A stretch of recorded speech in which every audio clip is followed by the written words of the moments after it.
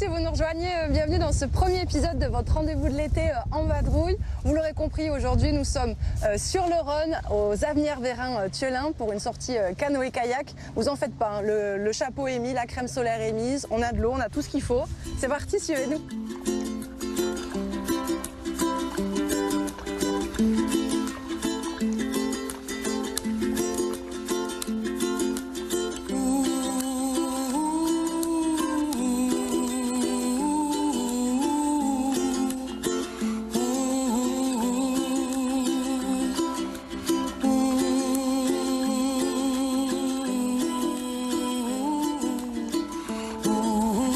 Fabrice, expliquez-moi un petit peu là, où on se situe. On est sur un laune, c'est ça?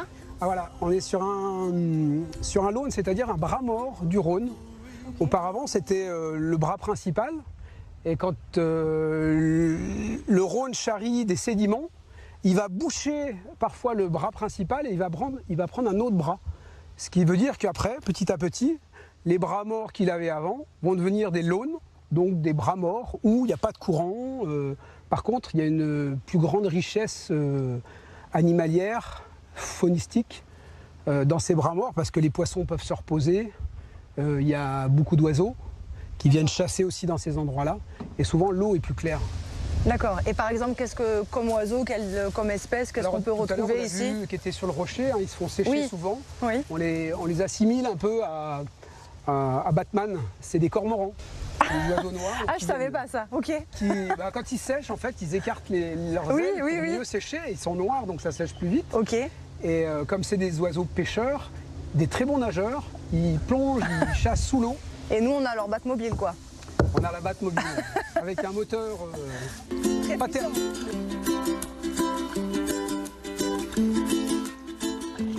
On a des animaux sauvages qui viennent nicher. Qui viennent nicher ici, comme par exemple ce couple de cygnes là.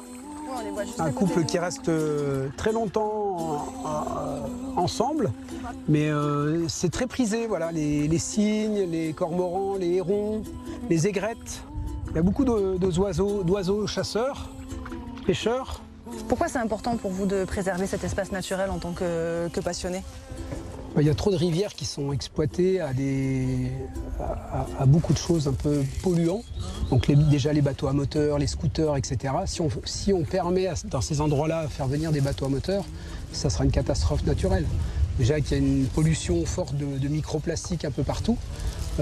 Si on n'a pas des endroits préservés, on va à la catastrophe. Donc ce qu'on peut savoir sur les espaces réservés, c'est qu'on n'a pas le droit de camper, donc pas le droit de faire de feu. Donc ça limite un peu l'impact négatif sur le milieu. Notre guide exceptionnel était un petit peu fatigué, donc je me suis proposé. Est-ce que je me débrouille bien ou pas? Nickel. De toute façon, tout se dirige à l'arrière. Donc Oui, mais je suis le moteur. Dites oui, s'il vous plaît. Ça me rassure. Ça fait seulement allez, 5 minutes que je pagaie et j'ai déjà mal. 1 minute? On va dire 6. J'ai déjà mal au bras.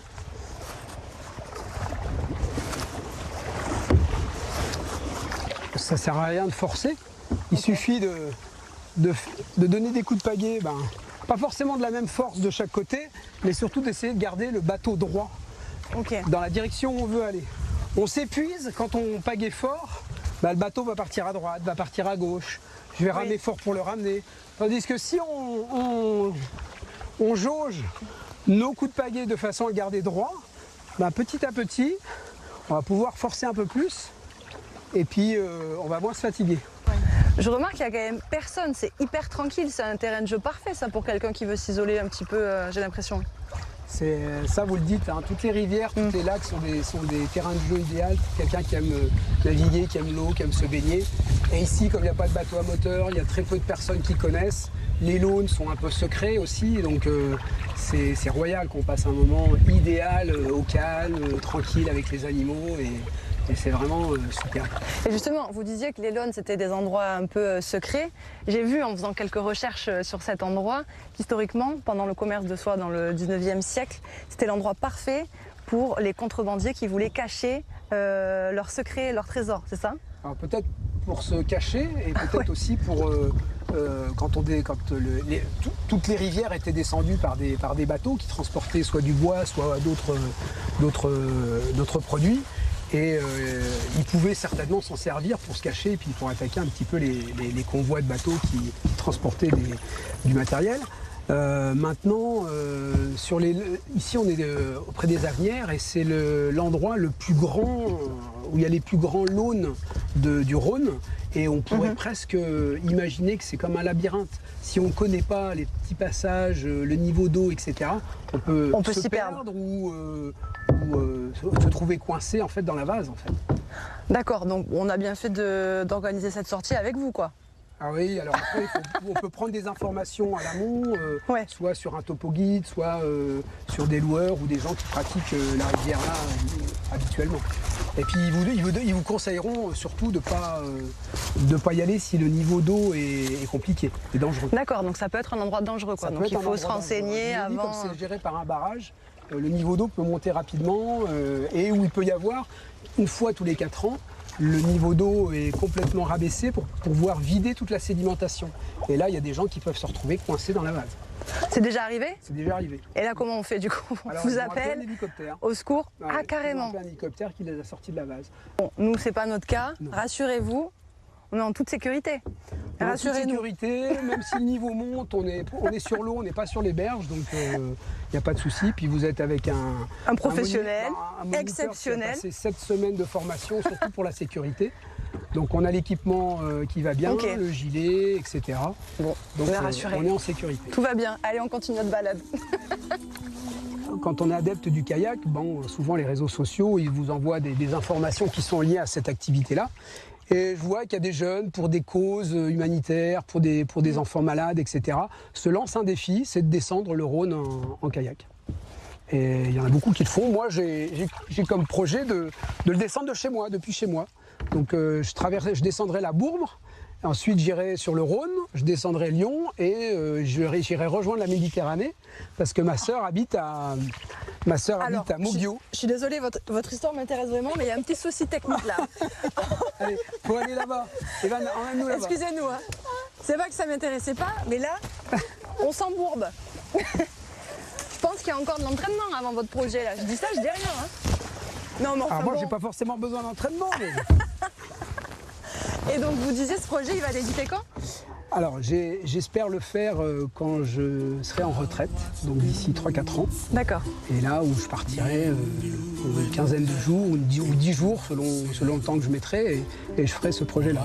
Et cette passion pour le kayak, elle vient d'où? Alors, j'avais 9-10 ans et mon frère faisait de la compétition en slalom. Donc, avec ma mère, on le suivait à Bourg-Saint-Maurice, un peu partout en compétition. Et donc j'étais dans un milieu de kayakistes, baigné dedans. Et puis donc à 11 ans, j'ai fait mes premières sorties. Puis, de fil en aiguille, j'ai travaillé dans les bases de plein air vers chez moi. J'ai encadré dans un club jusqu'au jour où j'ai eu envie avec mes enfants de faire de l'itinérance. On allait en Sardaigne, on allait en Croatie. Je suis allé en Norvège aussi. Et puis de là, avec tous ces bateaux que j'avais envie de faire découvrir un peu l'activité, les beaux coins qu'on avait autour de chez nous. Et c'est là que j'ai lancé l'activité Kayak One. Qu'est-ce que ça te fait de partager cette passion avec ton père depuis toutes ces années et d'avoir pu voyager du coup? Déjà, j'avais pas le choix. Mais c'est des très bonnes expériences. Franchement, j'ai apprécié ces moments dans ma vie. Mon préféré, c'était le tour de l'île de Minorque en itinérance. Et on campait en fait sur les plages le soir. Et on se retrouvait en famille avec le feu. C'était super. Et tu souhaites poursuivre cette passion, toi tout seul de ton côté ou pas? Est-ce qu'il t'a transmis en tout cas cette flamme-là? Je pense qu'il m'a transmis la flamme de la nature. Je ne vais pas forcément continuer dans le kayak, mais j'adore les randonnées, j'adore la nature et voilà, c'est ma passion. Je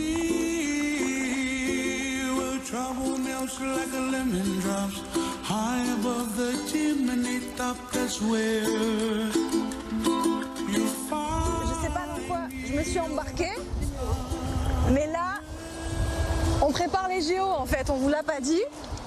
J'ai été recrutée en équipe de France.